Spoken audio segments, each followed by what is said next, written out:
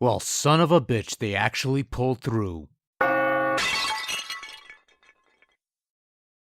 Well, after a couple rather anemic anniversaries, Capcom has finally done the Blue Bomber good on his 30th anniversary by making a couple worthwhile announcements relating to their oft-neglected legacy franchise, one of which includes a new game. What? A new Mega Man game in 2018? Who'd have thunk it?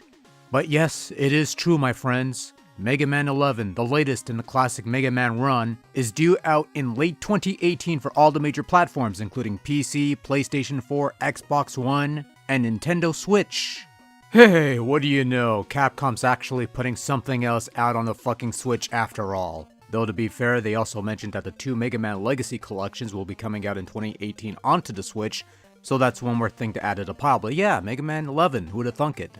As you could probably tell from this brief footage, it's going to be a 2D game with 3D graphics, much like most platformers under this style. It doesn't show a whole lot, but it does have Rush Coil, which indicates Mega Man will be able to use the classic Rush adapters. It also has Mega Man sliding and charging up his Mega Buster, which is a nice consideration after the two retro-styled entries brought things down to basic levels. And it even shows off a new weapon where Mega Man can drop blocks from the sky, which is always plenty fun.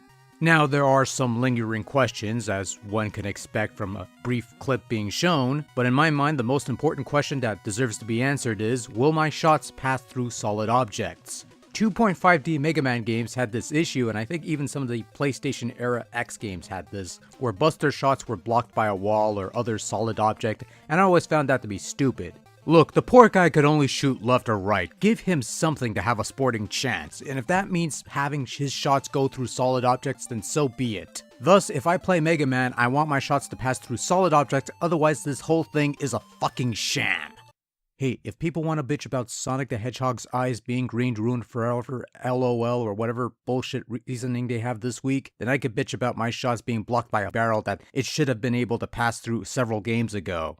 And then let's see how many people are stupid enough to believe that I was being serious with my last comment. Well, okay, the part about the shots going through solid objects, I want that in there, but the rest of it... Anyways, let's forget that part. In any event, hey, it's a new Mega Man game that's actually a new Mega Man game and not some supposed second coming knockoff that I'd have no reason to care about otherwise. And it's coming out. And the Mega Man Legacy collections are finally coming to Nintendo Switch, and they even mentioned something about the 8 Mega Man X games supposedly being released at some point in the future to major platforms.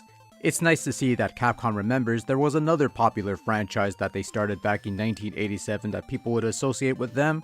It's nice to see a new Mega Man game, a proper Mega Man game, and I'm looking forward to late 2018 when Capcom suddenly gets cold feet and cancels all this stuff out of the blue so that they could put out another peripheral update to their Street Fighter franchise.